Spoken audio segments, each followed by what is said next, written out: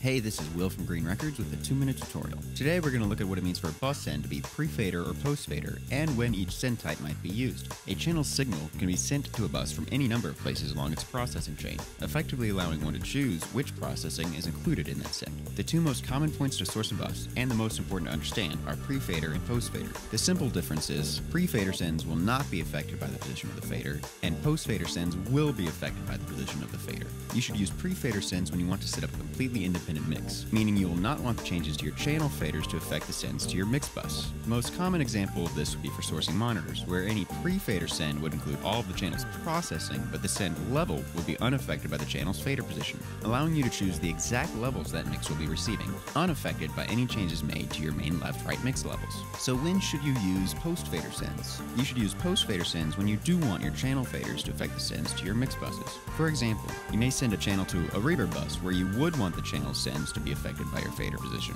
So if you do pull down the channel fader, your reverb send stays at a constant, specified level relative to that channel. This use could also be applied to sending a bass-heavy source, like a kick drum, to a separate mix sourcing subwoofers.